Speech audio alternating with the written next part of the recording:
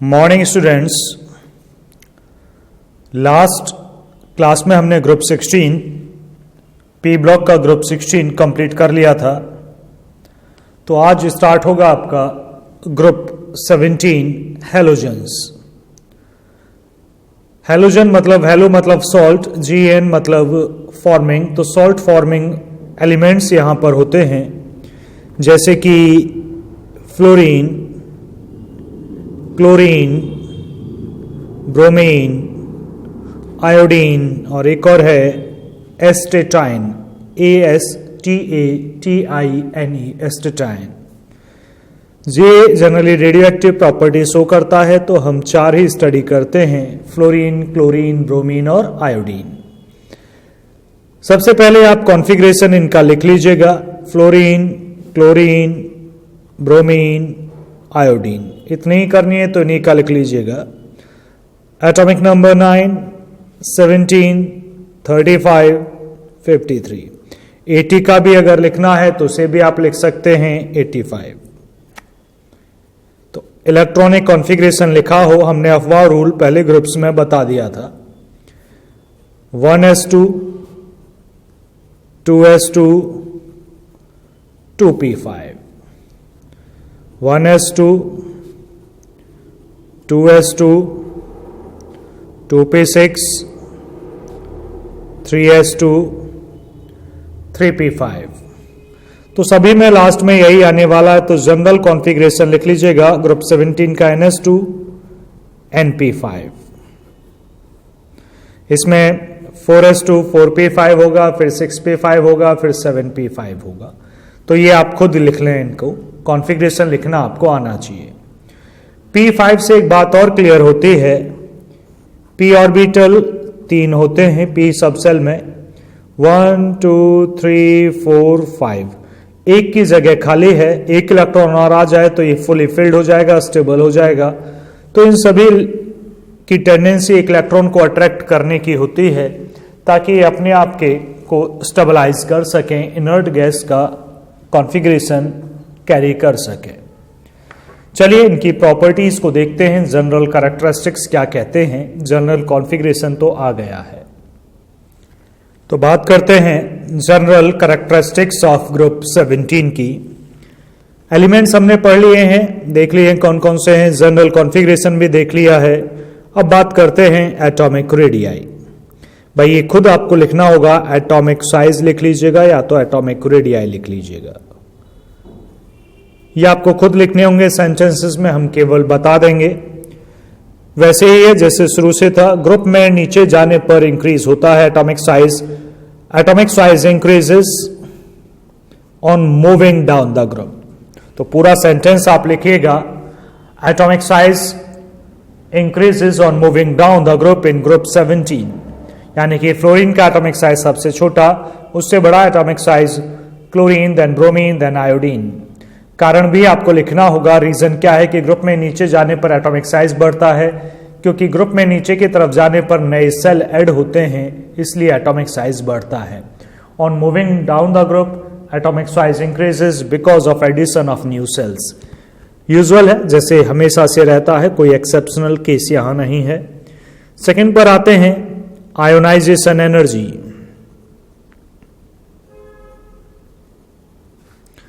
आप ionisation energy बुला सकते हैं या आयोनाइजेशन एंथैल्पी बुला सकते हैं। हमने एंथैल्पी लिख दिया है, IE शॉर्ट में लिख सकते हैं आप, आयोनाइजेशन एंथैल्पी। चूंकि नीचे जाने पर एटॉमिक साइज बढ़ता है तो ग्रुप में नीचे जाने पर यह डिक्रीज होगी। On moving down the group ionisation enthalpy decrease, मतलब decreases down the group because atomic size increases. कारण यह है कि एटॉमिक साइज बढ़ जाएगा तो इलेक्ट्रॉन को निकालना आसान हो जाएगा। तो नीचे वाले एलिमेंट आसानी से इलेक्ट्रॉन को निकाल देते हैं कंपैरेटिवली। लेकिन कुछ और भी है यहां पर पढ़ने के लिए, वो ये है कि ग्रुप 15 हमने पढ़ा, ग्रुप 16 हमने पढ़ा, ग्रुप 17 अब हम पढ़ रहे हैं। आगे जाने पर आयोनाइजेशन एंथैल्पी बढ़ती है तो सबसे ज्यादा इसी ग्रुप की होती है।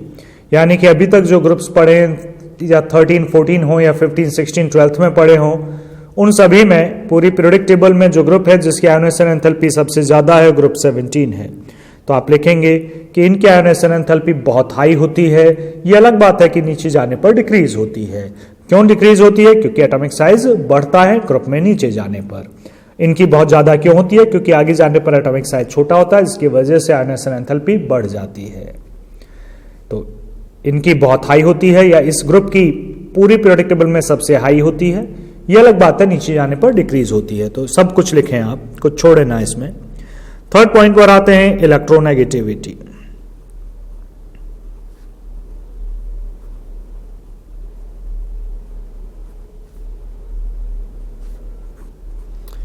इलेक्ट्रोनेगेटिविटी ये भी है decreases down the group. Group में नीचे जाने पर डिक्रीज होती है, क्योंकि ग्रुप में नीचे जाने पर एटॉमिक साइज बढ़ता है। कारण वही है। On moving down the group electronegativity decreases, because on moving down the group atomic size increases. इस हिसाब से फ्लोरीन, क्लोरीन, ब्रोमीन, आयोडीन, इस हिसाब से सबसे ज्यादा इलेक्ट्रोनेगेटिव एलिमेंट फ्लोरीन है, बल्कि पूरी टेबल में सबसे ज्यादा इलेक्ट्रोनेगेटिव एलिमेंट फ्लोरीन है। पूरी टेबल की बात करें, फ्लोरीन फर्स्ट पे आता है, सेकंड पे ऑक्सीजन आता है, क्लोरीन और नाइट्रोजन दोनों इक्वल पोजीशंस पर आते हैं। तो fluorine is the most electronegative element of this group, not even this group, पूरी टेबल में बोल सकते हो आप। Fluorine is the most electronegative element of the periodic table, ऐसे भी बुला सकते हो। चलिए फोर्थ पर आते हैं, यह है electron gain enthalpy.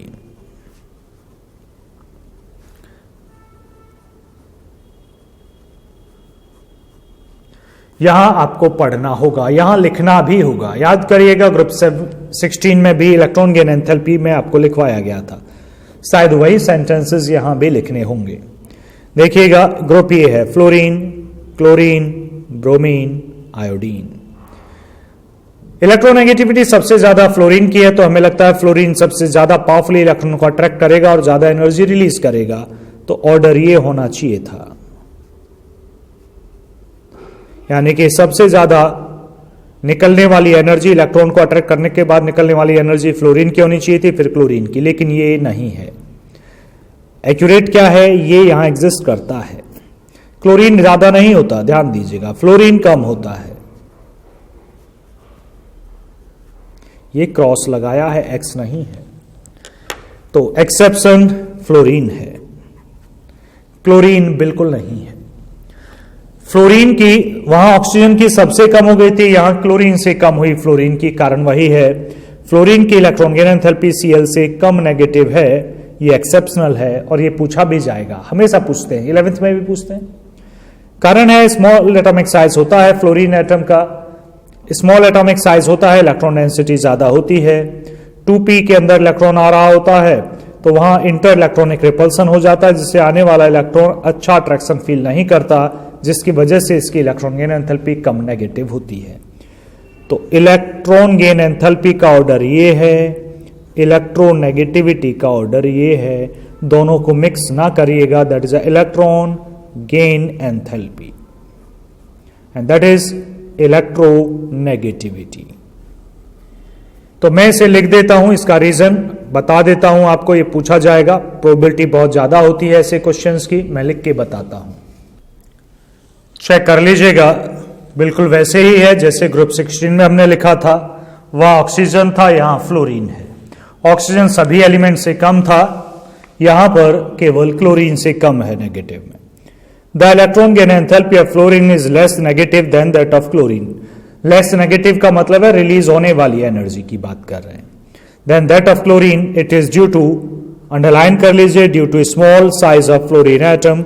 As a result, there are strong inter-electronic repulsions in the relatively small 2p orbitals of fluorine. पर इतना भी लिख दोगे तो भी काम चल जाएगा। And thus, the incoming electron does not experience much attraction. इसी वजह से आने वाला इलेक्ट्रॉन ज्यादा अट्रैक्शन फील नहीं करता और ज्यादा एनर्जी रिलीज नहीं होती। इसीलिए सबसे ज्यादा negative electron gain enthalpy chlorine की होती है, फिर फ्लोरीन की है, फिर ब्रोमीन की है और फिर आयोडीन की है। चलिए, ये थी इलेक्ट्रॉन गेन एंथैल्पी। आगे बढ़ते हैं, कुछ पॉइंट्स और भी हैं, जैसे कि मेल्टिंग पॉइंट और बॉइलिंग पॉइंट। हमने 4 पॉइंट पढ़ लिए, atomic size, ionisation enthalpy, electron negativity और इलेक्ट्रॉन गेन एंथैल्पी। नेक्स्ट पर चलते हैं, melting point and boiling point. ये एक तरह से 5th पॉइंट आप इसे बुला सकते हैं। Melting point and boiling point ये है, ग्रुप में नीचे जाओगे, ग्रुप में नीचे जाने पर इंक्रीज होती है, इंक्रीजेस डाउन द ग्रुप, दोनों चीजें। रीजन है सीधा सा अट्रैक्शन बढ़ रहा होगा, इसीलिए ये बढ़ रहे होंगे। मॉलिक्यूलर साइज के साथ अट्रैक्शन बढ़ता है, लेकिन हमेशा ऐसा नहीं हो सकता, इसमें बहुत सारे एक्सेप्शंस मिलते हैं। तो मेल्टिंग बॉइलिंग पॉइंट कोई शायद ही कभी पूछे, तो ये याद रखिएगा। आगे बढ़ते हैं, एक वर्ड और आता है यहां, ये नॉर्मल में इतना ही था, सभी ग्रुप्स में हमने इतने ही जनरल करेक्टरिस्टिक्स पढ़े हैं, इसमें एक पॉइंट और है। जो नेक्स्ट पॉइंट है वो है hydration enthalpy of halides. Halides मतलब F negative, Cl negative, Br negative या I नेगेटिव। हाइड्रेशन एंथैल्पी का मतलब आप समझ लीजिए। पहले देखिएगा, मैंने इन चारों को अगर मैं पानी में डाल देता हूं, किस में डाल दिया? वाटर में। तो वाटर मॉलिक्यूल जो होता है वो ये है,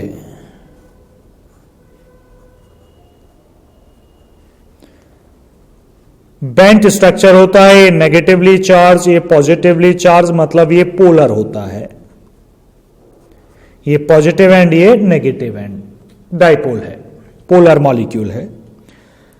सभी मॉलिक्यूल जो भी पानी में जाता है, वाटर उन्हें अपनी तरफ खींचता है। कोई पॉजिटिव आयन डालूंगा तो नेगेटिव उसे खींचेगा, नेगेटिव आयन डालें तो पॉजिटिव पार्ट उसे खींचेगा, दोनों अट्रैक्ट करते हैं। मैं पेन भी, ये पेन पानी में डाल दूंगा, ये पेन वाटर इसे भी अट्रैक्ट करेगा। तो जब भी अट्रैक्शन होगा, ये F नेगेटिव मैंने पानी में डाला, इसे H पॉजिटिव ये अट्रैक्ट कर रहा है, दोनों। Cl को भी नेगेटिव आयन है तो पॉजिटिव अट्रैक्ट करेगा, मतलब वाटर इन्हें भी अट्रैक्ट करेगा, और अट्रैक्ट करेगा तो एनर्जी रिलीज होगी, और जो एनर्जी रिलीज होगी पानी में डालने पर, किसी भी चीज को पानी में डाल दोगे अट्रैक्शन होगा तो एक्सोथर्मिक रिएक्शन है, एनर्जी रिलीज होगी। एनर्जी रिलीज जो हुई है इसी को बुलाते हैं हाइड्रेशन एंथैल्पी। हाइड्रेशन एंथैल्पी समझ लीजिएगा। मैं, कोई बच्चा नहाने कूद गया, स्विमिंग पूल में कूद दिया, पूल में, तो पानी उसे अट्रैक्ट कर रहा है, वहां से जो एनर्जी रिलीज हुई तो उसे बोलेंगे हाइड्रेशन एंथैल्पी। जो भी पानी में, रमेश पानी में कूदा तो रमेश की हाइड्रेशन एंथैल्पी। ये पेन पानी में डाल दिया, इस पेन की हाइड्रेशन एंथैल्पी। तो जितनी भी एनर्जी रिलीज हो, that is called the hydration enthalpy of that one. वैसे इन मैंने चारों को पानी में डाला, चारों आयंस को वाटर ने अपनी तरफ खींचा, अट्रैक्ट किया, अट्रैक्ट करने पर एनर्जी रिलीज हुई तो उसे बोला गया हाइड्रेशन एंथैल्पी। फ्लोराइड को डाला, hydration enthalpy of fluoride. Chloride को डाला तो जो इसकी एनर्जी रिलीज हुई, hydration enthalpy of chloride. As it is सभी की होगी। क्वेश्चन है, ज्यादा अट्रैक्शन किसमें होगा सर? मतलब ज्यादा एनर्जी रिलीज कौन करेगा? जो ज्यादा अट्रैक्ट होगा वो ज्यादा एनर्जी रिलीज करेगा। ज्यादा अट्रैक्ट कौन होगा? भाई ये पॉजिटिव है, इन पे नेगेटिव है, पॉजिटिव नेगेटिव को अट्रैक्ट कर रहा है, जिसपे चार्ज ज्यादा होगा।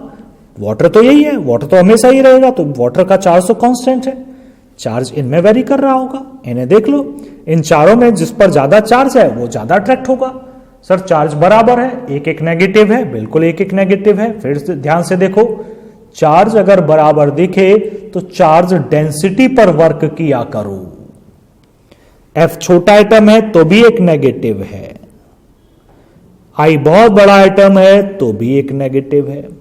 बताओ ज्यादा चार्ज किस पर है? जब बराबर चार्ज हो तो चार्ज डेंसिटी पर जाओ, इस पर ज्यादा चार्ज डेंसिटी है तो इस पर ज्यादा चार्ज डेंसिटी है, ये ज्यादा अट्रैक्ट होगा, ज्यादा एनर्जी रिलीज करेगा। तो हाइड्रेशन एंथैल्पी सबसे ज्यादा F negative, Cl negative, Br negative, I negative, ये रिलीज होती है, एक्सोथर्मिक प्रोसेस है। सबसे ज्यादा हाइड्रेशन एंथैल्पी F नेगेटिव की है, इनकी मुझे जरूरत पड़ेगी, याद रखिएगा। चलिए आगे बढ़ते हैं, केमिकल ट्रेंड्स की तरफ बढ़ते हैं, जनरल कैरेक्टरिस्टिक्स खत्म होते हैं, केमिकल प्रॉपर्टीज की तरफ आगे मूव करते हैं। हमें हाइड्रेशन की भी जरूरत होगी, इलेक्ट्रॉन गेन एंथैल्पी की भी जरूरत होगी और इलेक्ट्रोनेगेटिविटी की भी जरूरत होगी। ये ऑर्डर बिल्कुल टिप्स पर आ जाएं, याद हो जाएं। आगे बढ़ते हैं। Chemical properties of group 17। Molecular state पर यहां बात होगी नहीं, क्योंकि ये सब के सब डाई एटॉमिक ही होते हैं। F2 Cl2 Br2 I2। तो इस पर तो हम बात करेंगे नहीं। जैसे ग्रुप 15 16 हमने पढ़ा तो केमिकल प्रॉपर्टीज का पहला ही पॉइंट आता था मॉलिक्यूलर स्टेट, यहां नहीं आएगा। दूसरा आएगा, यहां दूसरा क्या आता था उनमें ऑक्सीडेशन स्टेट, तो यहां आएगा ऑक्सीडेशन स्टेट। तो पहली केमिकल प्रॉपर्टी हम हेडिंग डाल लेते हैं, फर्स्ट ऑक्सीडेशन स्टेट।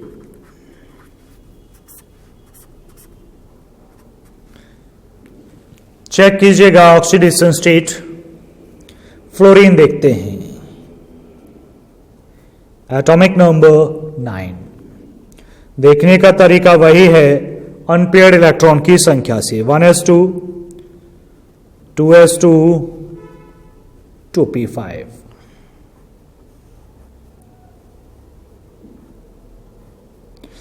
पांच इलेक्ट्रॉन है, 1 2 3 4 5 फुल है। एक सिंगल इलेक्ट्रॉन यहां है अनपेयर्ड, तो ऑक्सीडेशन स्टेट 1। जनरली हम लिखते थे -1 +1, यहां हम लिखेंगे -1 +1 नहीं लिखेंगे, क्योंकि फ्लोरीन से ज्यादा इलेक्ट्रोनेगेटिव तो कोई और होता ही नहीं। ये किसी से भी जोड़ लें तो ये तो नेगेटिव ही रहने वाला है, पॉजिटिव हो ही नहीं सकता, इससे ज्यादा कोई इलेक्ट्रोनेगेटिव है नहीं। तो अगर होता तो +1 भी लिख देते। क्लोरीन देखते हैं नेक्स्ट, एटॉमिक नंबर 17, 1s2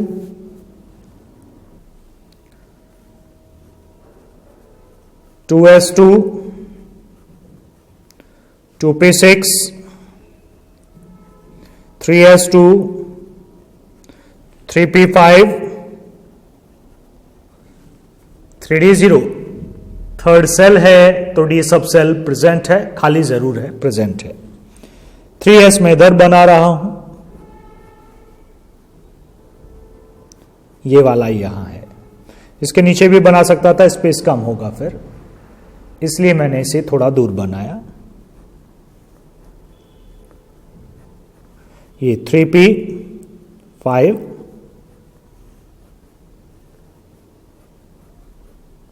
और ये 3d0। 3s 2 इलेक्ट्रॉन 2 हैं, 5 1 2 3 4 5 ये खाली है। यहां एक अनपेयर्ड इलेक्ट्रॉन है Cl में, तो -1 +1 भी, क्योंकि ये सबसे ज्यादा इलेक्ट्रोनेगेटिव तो नहीं है, तो पॉजिटिव भी लगाएंगे। फ्लोरीन में पॉजिटिव नहीं लगाया क्योंकि वो सबसे ज्यादा इलेक्ट्रोनेगेटिव था। ये इलेक्ट्रॉन यहां आ सकता है एक्साइटेड हो तो चलिए देखते हैं। 3s कोई चेंज नहीं, P और ये D।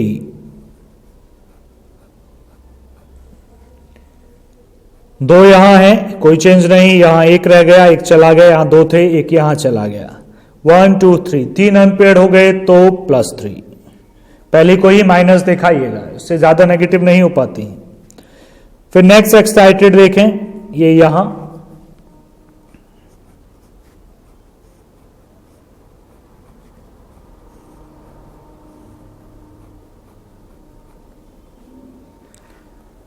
तो यहां कोई चेंज नहीं, ये एक बचेगा, एक तो आगे चला गया। ये देखो अनपेयर्ड कितने हो गए, 1 2 3 4 5 +5 भी हो सकती है, ये भी एक्साइटेड हो सकता है। देखें फिर क्या चेंज हुआ।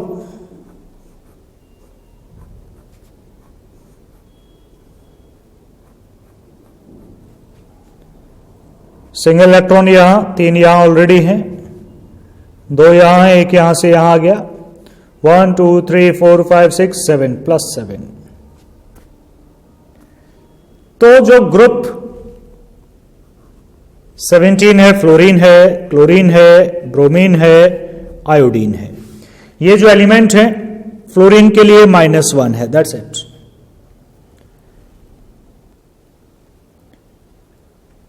क्लोरीन के लिए -1 +1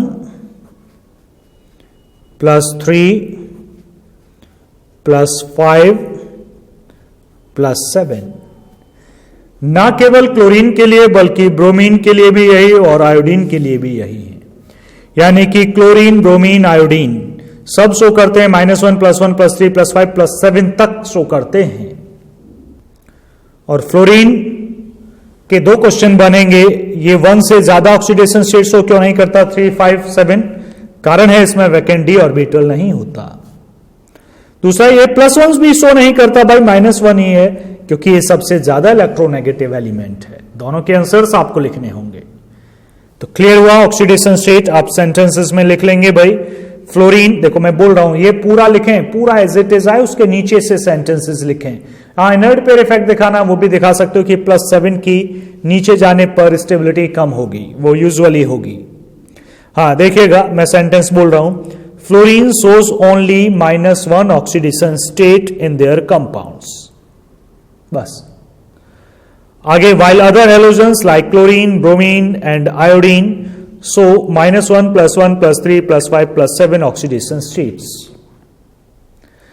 आगे, fluorine positive oxidation state show नहीं कर सकता।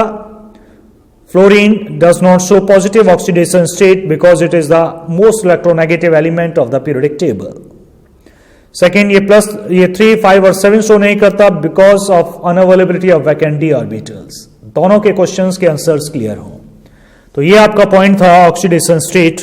आगे बढ़ते हैं नेक्स्ट पॉइंट पर। सेकेंड केमिकल प्रॉपर्टी है एंथैल्पी ऑफ डिसोसिएशन। ब्रैकेट में लिख लें बॉन्ड डिसोसिएशन एंथैल्पी, ऐसे भी लिख सकते हैं। ये हैलोजेंस के लिए है। हैलोजन होते हैं F2, मॉलिक्यूलर स्टेट डायटोमिक है, Cl2 Br2 I2। बॉन्ड के हिसाब से बनाए इन्हें तो नजर आता है F bond, Cl bond, Br bond, I bond. अब इस बॉन्ड को तोड़ने के लिए जो एनर्जी दी जाती है that is called the enthalpy of dissociation, या बॉन्ड डिसोसिएशन एनर्जी, या बॉन्ड एंथैल्पी, या बॉन्ड एनर्जी, सिंपल लैंग्वेज में आप बोल सकते हैं। तो सोच के बताओ सबसे कम एनर्जी किसे देनी पड़ेगी। याद होगा आपको बताया गया था बड़ा बॉन्ड जिसकी बॉन्ड लेंथ ज्यादा होती है वो आसानी से टूट जाता है। F छोटा एटम है, Cl उससे बड़ा, Br उससे बड़ा, I सबसे बड़ा एटम है, तो I के बीच ये जो बॉन्ड है इसकी लेंथ सबसे ज्यादा होगी। चलो मैं लेंथ वाइज बना लेता हूं। F का बॉन्ड ये छोटा बॉन्ड, Cl का थोड़ा बड़ा, Br का और थोड़ा बड़ा, I का और बड़ा भाई। हाँ, बॉन्ड लेंथ सबसे बड़ी है। अब तो विजिबल है, एटॉमिक साइज बड़ा है तो बॉन्ड लेंथ बड़ी है, आसानी से टूटेगी, तो सबसे कम एनर्जी हमें लग रही है इसकी है, उसके बाद इसकी, उसके बाद इसकी। नॉर्मल ट्रेंड है ये, ऐसा ही होना चाहिए और ऐसा ही है। प्रॉब्लम है ये प्रॉब्लमैटिक है, ये नॉर्मल नहीं है, मतलब ट्रेंड फॉलो नहीं करता, वैसे तो नॉर्मल ही है। इसकी एनर्जी, इसे तोड़ने की एनर्जी, ये नॉर्मल थे, ये यहां एग्जिस्ट करती है डाटा के हिसाब से। क्यों भाई कम क्यों हो गई? तो Cl बॉन्ड छोटा है, ज्यादा होनी चाहिए थी, सबसे कम क्यों हो गई? फ्लोरीन, दूसरे फ्लोरीन लोन पेयर भी है, 7 इलेक्ट्रॉन होते हैं भाई हैलोजन में, बहुत पास पास हैं, बहुत छोटा बॉन्ड है, फ्लोरीन एटम बहुत पास पास है, इनके लोन पेयर बहुत पास पास हैं, तो लोन पेयर के बीच पावरफुल रिपल्सन होता है। ये लोन पेयर इन लोन पेयर को रिपेल करते हैं तो ये बॉन्ड आसानी से टूट जाता है, खुद ही टूटने लायक होता है। तो इन इलेक्ट्रॉन्स की रिपल्सन बहुत पास पास है, बॉन्ड छोटा है, इन इलेक्ट्रॉन्स के रिपल्सन की वजह से इसकी बॉन्ड आसानी से टूट जाता है, तो कम एनर्जी देनी पड़ती है। डाटा के हिसाब से कहां एग्जिस्ट करता है? ब्रोमीन के बाद, आयोडीन से पहले। तो ऑर्डर क्या है करेक्ट? Cl2 की बॉन्ड डिसोसिएशन थी सबसे ज्यादा, उसके बाद ब्रोमीन, उसके बाद फ्लोरीन, उसके बाद आयोडीन। यहां क्लोरीन एक्सेप्शन नहीं, क्लोरीन ज्यादा नहीं हुआ, ब्रोमीन ज्यादा नहीं हुआ, फ्लोरीन ही कम हो गया इनसे। डाटा के हिसाब से डाटा लिखना होगा, बिना डाटा के काम नहीं चलेगा। Cl बॉन्ड Cl, इसे ब्रेक करने के लिए देनी पड़ती है 242.6 kilojoule energy. Bromine second number पे ब्रोमीन है, इसे ब्रेक करने के लिए 192.8 किलोजूल एनर्जी देनी पड़ती है। फिर फ्लोरीन का टर्न आता है, फ्लोरीन को ब्रेक करने के लिए 158.8 किलोजूल एनर्जी देनी पड़ती है, और आई को तो सबसे कम देनी पड़ती है 151.1। ये सारी वैल्यूज हैं किलोजूल पर मोल में। तो देख रहे हो, सबसे ज्यादा क्लोरीन की है, ब्रोमीन की है, फ्लोरीन की सबसे ज्यादा होनी चाहिए, तो इन इलेक्ट्रॉन के रिपल्सन की वजह से कम हो गया। तो ये ऑर्डर बड़ा इंपॉर्टेंस रखता है भाई, बहुत जगह यूज होगा, बहुत बार आया है, काफी बार। फ्लोरीन कम है, ये अलग रीजन है। डाटा के हिसाब से किसके बाद आता है, ये भी ट्रेंड है, ये पूछा जाएगा ऑर्डर भी। तो ये केवल नहीं कि तुमने पढ़ लिया फ्लोरीन, हमें पता चल गया कम है इसकी बॉन्ड एंथैल्पी क्योंकि इलेक्ट्रॉन के बीच का रिपल्सन। अरे कितने से कम है, डाटा कितना है, किसके हिसाब से कहां एग्जिस्ट करता है, तो आयोडीन से ज्यादा, बाकी दोनों से कम है। मैं रीजन लिखता हूं प्रॉपर लैंग्वेज में, आप मेरे साथ लिख लीजिएगा। ये पूरा लिखा गया हो ऑर्डर बॉन्ड, ये बॉक्स में बंद भी किया गया हो, रीजन में दे रहा हूं लैंग्वेज, देख लीजिएगा। कारण प्रॉपर मैंने जो बताया था वही लिखा है। Fluorine has smaller bond dissociation enthalpy than chlorine and bromine. यही था ना ऑर्डर, क्लोरीन की सबसे ज्यादा, then bromine, then fluorine, then iodine. तो एक्सेप्शन यहां पर फ्लोरीन है। This is due to small size of fluorine atom and large electron repulsion. Fluorine के जो लॉन पेयर हैं वो रिपेल करते हैं, electron repulsion among the lone pairs. तो इंपॉर्टेंस है reason, small size, large electron repulsion among the lone pairs of fluorine molecule where they are much closer, जहां lone pair बहुत पास होते हैं। तो ये बिल्कुल आपको याद हो, टिप्स पर हो, बिल्कुल टिप्स पर कि फ्लोरीन कहां एग्जिस्ट करेगा और क्यों वो एग्जिस्ट करता है, पीछे क्यों हो जाता है। सबसे ज्यादा होनी चाहिए थी क्योंकि बहुत एटम पास हैं, लॉन पेयर पास आ गए, उनमें रिपल्सन बढ़ गया और बॉन्ड आसानी से टूटने लगता है। डाटा भी याद हो आपको। आगे बढ़ते हैं थर्ड केमिकल प्रॉपर्टी की तरफ। आगे बढ़ते हैं थर्ड केमिकल प्रॉपर्टी पर, ऑक्सीडाइजिंग पावर। अब आप सोच रहे होंगे कि अलग अलग प्रॉपर्टी आ रही है, यहां ये भी अलग ही है, बाकी सिमिलर आने वाली है। ऑक्सीडाइजिंग पावर, ऑक्सीडाइजिंग नेचर का मतलब है ऑक्सीडाइजिंग का कि ऑक्सीडाइजिंग एजेंट होना। ऑक्सीडाइजिंग एजेंट का मतलब है कि रिडक्शन होना। तो कोई सा भी हैलोजन रहा हो, वो इलेक्ट्रॉन अपनी तरफ खींचने की कैपेबिलिटी रखता है और एक्स नेगेटिव आयन बनाने की उसकी कैपेबिलिटी होती है। तो ये रिड्यूस होते हैं, इलेक्ट्रॉन को अट्रैक्ट करेंगे तो रिडक्शन होगा, रिडक्शन हुआ तो ये ऑक्सीडाइजिंग एजेंट है। तो सबके सब हैलोजन, ऑल हैलोजन्स, X2 मतलब halogen, Cl2, Br2, F2, I2 सबके सब इलेक्ट्रॉन को अट्रैक्ट करते हैं। इलेक्ट्रॉन को अट्रैक्ट करेंगे, रिडक्शन होगा तो ऑक्सीडाइजिंग एजेंट है। तो आप लिख सकते हैं ये सभी halogens strong oxidising nature show करते हैं क्योंकि इलेक्ट्रॉन को एक्सेप्ट कर लेते हैं। अब क्वेश्चन ये नहीं है, ये तो सबको पता है कि भाई इलेक्ट्रॉन को अट्रैक्ट करते हैं, नेगेटिव आयन बनाते हैं, पॉजिटिव तो बनाते नहीं। कोई सा भी सॉल्ट देख लो, नेगेटिव ही बनाता है, इलेक्ट्रॉन गेन करता है हैलोजन, और इलेक्ट्रॉन गेन करेगा तो रिडक्शन होगा तो ऑक्सीडाइजिंग एजेंट। नॉर्मल सा फैक्ट था। समस्या ये नहीं है, समस्या आगे है। Fluorine, chlorine, bromine, iodine. सोच के देखो, चारों में से ज्यादा पावरफुल ऑक्सीडाइजिंग एजेंट कौन सा है? पावरफुल मतलब चारों में से ज्यादा इलेक्ट्रॉन को अट्रैक्ट कौन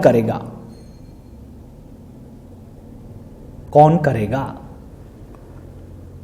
फ्लोरीन, क्लोरीन, ब्रोमीन या आयोडीन? क्या लगता है?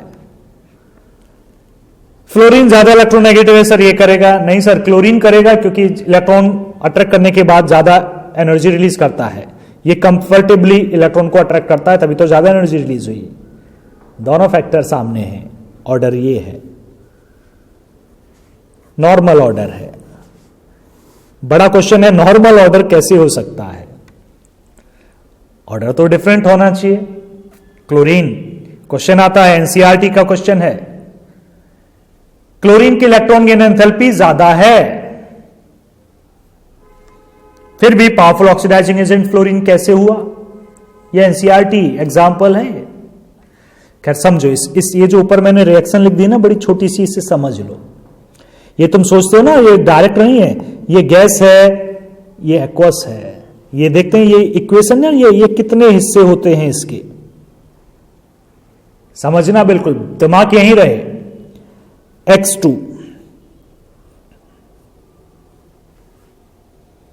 ये दो के रेस्पेक्ट में लिखिए, एक के रेस्पेक्ट में लिखता हूं, इस रिएक्शन को वापस लिखता हूं, फिर ब्रेक करेंगे। X2 plus electron gives X negative. एक एटम के रेस्पेक्ट में लिखनी है तो इसे एक करना होगा। लीजिए, ये गैस और ये एक्वस, ये इक्वेशन एक मोल के रेस्पेक्ट में मैंने लिख ली है, प्रोडक्ट साइड एक रहे। अब मैं इसे ब्रेक करता हूं, हाफ X2 जो कि गैस है, ये मॉलिक्यूल है, मुझे इसे देनी पड़ेगी बॉन्ड डिसोसिएशन एनर्जी, ये टूट जाएगा, एटम में बदल जाएगा, गैस का गैस रहा। क्वेश्चन है सर क्यों बदला आपने इसे एटम में? मैंने इसलिए बदला कि मॉलिक्यूल इलेक्ट्रॉन गेन नहीं करते, एटम इलेक्ट्रॉन गेन करता है। इलेक्ट्रॉन गेन एंथैल्पी डेफिनेशन है, आइसोलेटेड गैसियस एटम आता है, एक सिंगल एटम इलेक्ट्रॉन को अट्रैक्ट करता है, तो सिंगल एटम में तो बदलना होगा ना, बॉन्ड टूटेगा नहीं मॉलिक्यूल का, तो एटम में बदलेगा कैसे? तो मैंने एटम में बदला। अब इसने इलेक्ट्रॉन अपनी तरफ खींच लिया, और खींच के जो एंथैल्पी चेंज हुई, that is electron gain enthalpy, यहां से रिलीज हुई, ये देनी पड़ी है, रिलीज हुई, तो बन गया X नेगेटिव गैस। फिर वाटर एक्वस में डाल दिया, पानी में वाटर में डाल दिया, तो रिलीज हुई hydration enthalpy, delta H enthalpy, HYD hydration, तो बन गया X नेगेटिव एक्वस। यानी कि ये जो आप सिंपल रिएक्शन देख रहे हैं इलेक्ट्रॉन गेन करने की, ये तीन रिएक्शन का कॉम्बिनेशन है, first dissociation, second electron gain enthalpy, third hydration enthalpy. अब फ्लोरीन क्लोरीन दोनों पर मैं इसे अप्लाई करता हूं। मैं पहले फ्लोरीन लिखता हूं, हां जी देखिएगा, फ्लोरीन के लिए अप्लाई करते हैं, fluorine gas, bond dissociation energy से दी, सॉरी X नहीं F एटम में बदल गया फ्लोरीन मॉलिक्यूल, इलेक्ट्रॉन इस पे डाला, एनर्जी रिलीज हुई,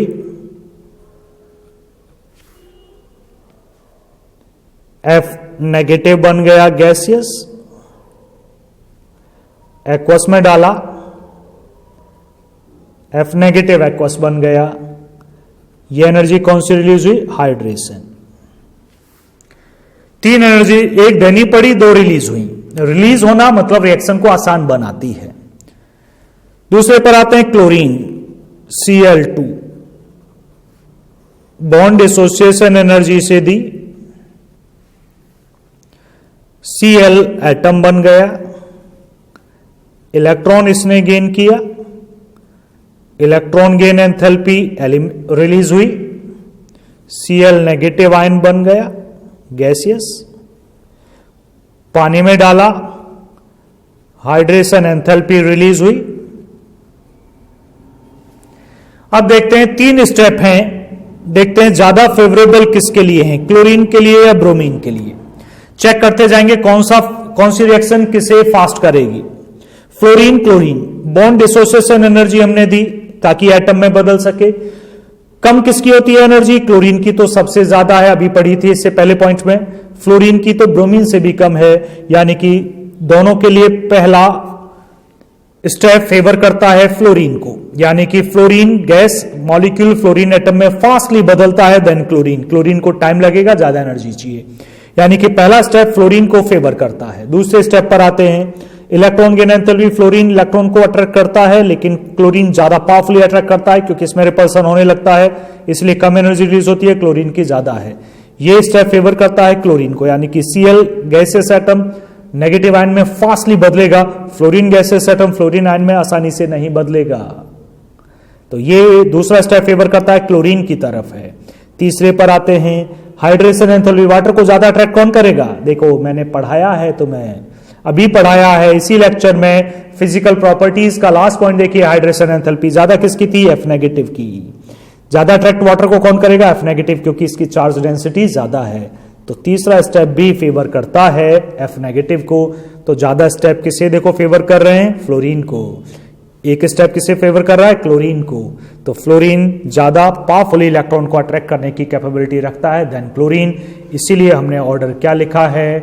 fluorine is the most oxidising, सबसे ज्यादा ऑक्सीडाइजिंग नेचर है, पावर है, देन क्लोरीन, देन ब्रोमीन।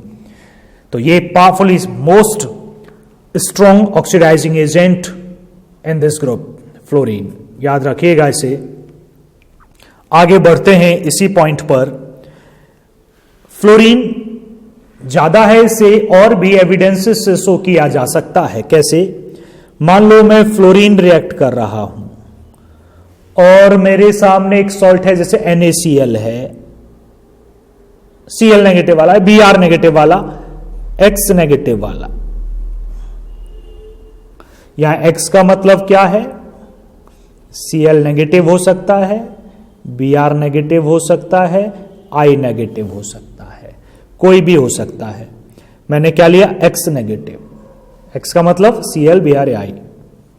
तो फ्लोरीन को इलेक्ट्रॉन अट्रैक्ट करने, ये इन इलेक्ट्रॉन को इससे छीन लेगा और खुद क्या हो जाएगा? 2F नेगेटिव, और ये से क्या बदल देगा? X2। एग्जाम्पल, F2 लिखो, 2NaCl लिख दो। Na का कुछ नहीं होना, Cl नेगेटिव है, ये रिएक्शन कैसे होगी? 2NaF और क्या बन जाएगा? Cl2। NaBr ले लो, Br2, NaI ले लो, समझ रहे हो? चलिए फ्लोरीन को अब छोड़िए, बाकी तीन की बात कर रहे हैं। बाकी तीन में ज्यादा पावरफुली कौन है? क्लोरीन है जी। क्लोरीन रिएक्ट कर सकते हो आप X नेगेटिव से, तो क्या बनेगा? 2Cl negative plus X2। अब यहां X का मतलब क्या है? फ्लोरीन तो हो नहीं सकता, क्योंकि फ्लोरीन तो Cl से इलेक्ट्रॉन खींच लेता है, क्लोरीन ने खींचे। क्लोरीन किस किस से ज्यादा था? ब्रोमीन और आयोडीन। तो NaBr से ये इलेक्ट्रॉन ले लेगा, NaI से भी ये इलेक्ट्रॉन ले लेगा, NaF नहीं रखने का। ठीक, एग्जाम्पल देना हो तो दे सकते हो। Cl2 के साथ क्या लिख सकते हो?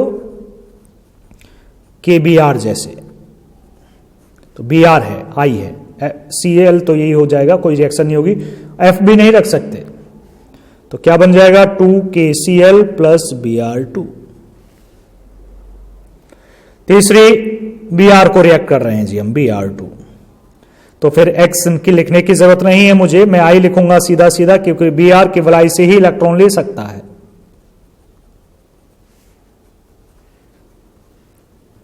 इन रिएक्शन से एविडेंस मिल जाते हैं हमें कि फ्लोरीन सबसे ज्यादा पावरफुल है, वो क्लोरीन से भी इलेक्ट्रॉन ले लेता है, ब्रोमीन से भी, आयोडीन से भी। क्लोरीन केवल दो से इलेक्ट्रॉन ले पाता है, ब्रोमीन और आयोडीन, और ब्रोमीन केवल आयोडीन से इलेक्ट्रॉन ले पाता है। तो ये रिएक्शंस आ जाती हैं कई बार, तो खुद करना सीखिएगा इन्हें। NaBr हो, KBr हो, KI हो, ये इसी तरह रिएक्शन होगी। चलिए कुछ सेंटेंसेस हम लिख लेते हैं। अब ये लिखा हो पूरा, लिख लीजिएगा ऑक्सीडाइजिंग पावर के बारे में। पहले तो ऑक्सीडाइजिंग एजेंट होते ही क्यों हैं? क्योंकि इनकी टेंडेंसी इलेक्ट्रॉन को अट्रैक्ट करने की होती है, इसीलिए सभी हैलोजेंस ऑक्सीडाइजिंग नेचर शो करते हैं। पहली दो लाइन। आगे, fluorine is the strongest oxidising halogen. इन हैलोजन में से सबसे पावरफुल फ्लोरीन है, मैं एक्सप्लेन कर चुका हूं। कारण था फ्लोरीन का क्लोरीन से ज्यादा होने का, क्योंकि इसकी बॉन्ड डिसोसिएशन एनर्जी कम है और हाइड्रेशन एंथैल्पी F नेगेटिव की ज्यादा है।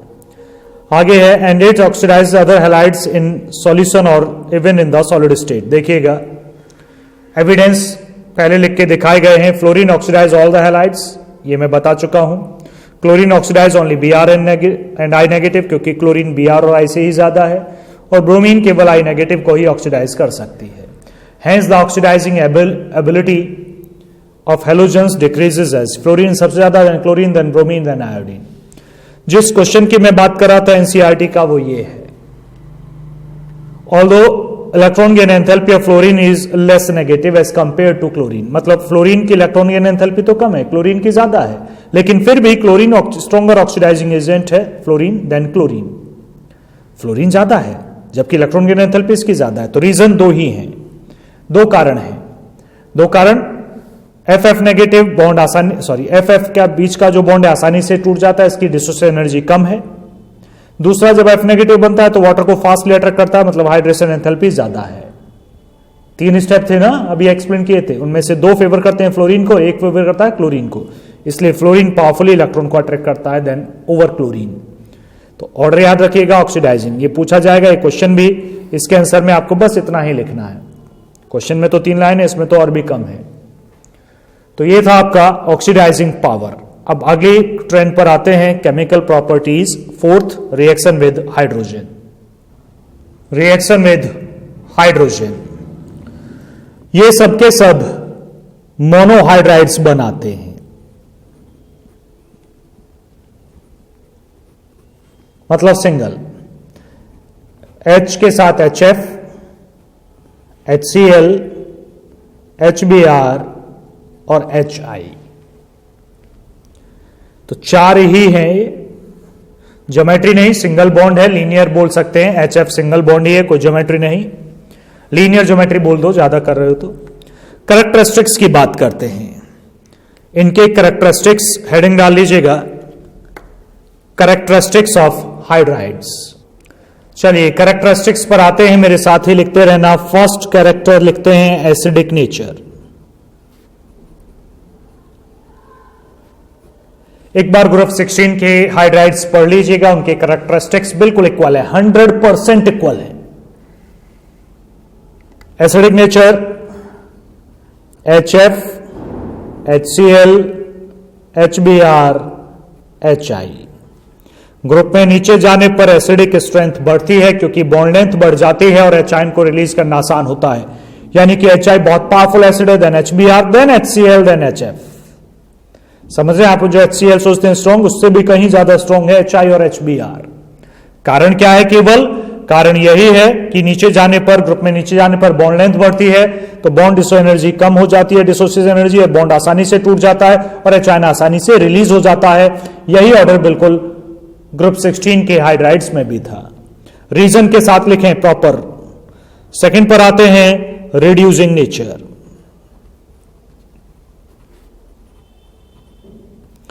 Reducing nature, H ion donating capacity है, बिल्कुल इक्वल है। एच आयन लूज करना था, ये एच डोनेटिंग कैपेसिटी है, दोनों एक ही तरह से हैं। एक तरह से सबसे ज्यादा पहले एच कौन लूज करेगा? एच आई, क्योंकि बॉन्ड लेंथ बड़ी है। रीजन भी वही, आंसर भी वही।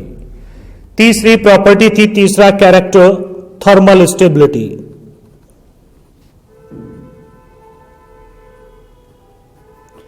इन्हें सबको हाई टेम्परेचर पे हीट करो, देखो कौन सा सबसे पहले ब्रेक होगा। जिसकी बॉन्ड लेंथ बड़ी होगी वो आसानी से ब्रेक होगा, इसकी बॉन्ड लेंथ बड़ी है, टूट जाएगा, अनस्टेबल। सबसे बाद में टूटेगा, सबसे छोटी बॉन्ड लेंथ है तो ये स्टेबल। तो सबसे ज्यादा स्टेबल हुआ HF, then HCl, then HBr, then HI। तो बिल्कुल इक्वल है। अगर सामने बैठे होते तो मैं खुद कह देता भैया करो, खुद ही कर लो इसे, ऑर्डर भी और रीजन भी। नेक्स्ट डी पॉइंट पर आते हैं। नेक्स्ट है boiling point. Boiling point attraction पर डिपेंड करता है, अट्रैक्शन मॉलिक्यूलर साइज पर डिपेंड करती है। तो HCl से बड़ा साइज HBr का, HBr से बड़ा साइज HI का। इंटरमॉलिक्यूलर फोर्स अभी में डायपोल डायपोल था तो इक्वल फोर्सेस थे, तो मॉलिक्यूलर साइज बढ़ने के साथ साथ बढ़ता है। मैंने HF नहीं लिखा, HF का बॉइलिंग पॉइंट सबसे ज्यादा, कारण हाइड्रोजन बॉन्डिंग का प्रेजेंट होना। बाकी में डायपोल डायपोल फोर्सेस, हाइड्रोजन नहीं है, और HF के अंदर हाइड्रोजन बॉन्डिंग है, वो भी स्ट्रॉन्ग फ्लोरीन एटम के साथ है।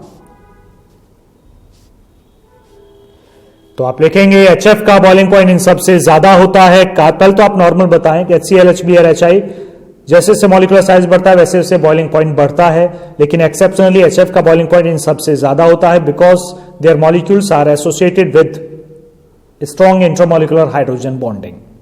हाईली वॉलेटाइल ये है, सबसे कम बॉइलिंग पॉइंट, सबसे ज्यादा वॉलेटाइल। तो ये कैरेक्टरिस्टिक्स थे हाइड्राइड्स के। हाइड्राइड खत्म होता है, नॉर्मल पॉइंट था, ग्रुप 16 से मैच कर रहा था, वो भी पूरी तरह 100% मैच कर रहा था। ग्रुप 16 के हाइड्राइड्स आते हैं, मतलब ये भी आते हैं। नेक्स्ट पर चलते हैं, रिएक्शन विद ऑक्सीजन।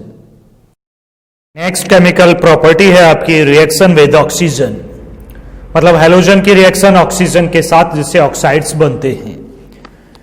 तो फ्लोरीन हो या फिर क्लोरीन हो या फिर ब्रोमीन हो या फिर आयोडीन हो, सब ऑक्साइड्स बनाते हैं डिफरेंट डिफरेंट ऑक्सीडेशन स्टेट्स में।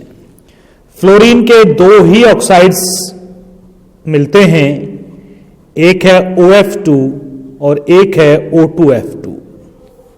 ये अनस्टेबल है, ये स्टेबल है, यानी कि एक ही स्टेबल है, केवल OF2।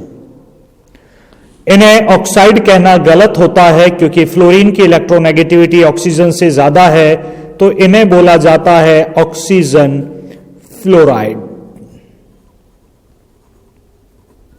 तो इन दोनों को क्या बुलाते हैं? Oxygen fluorides. इन तीनों पर आते हैं।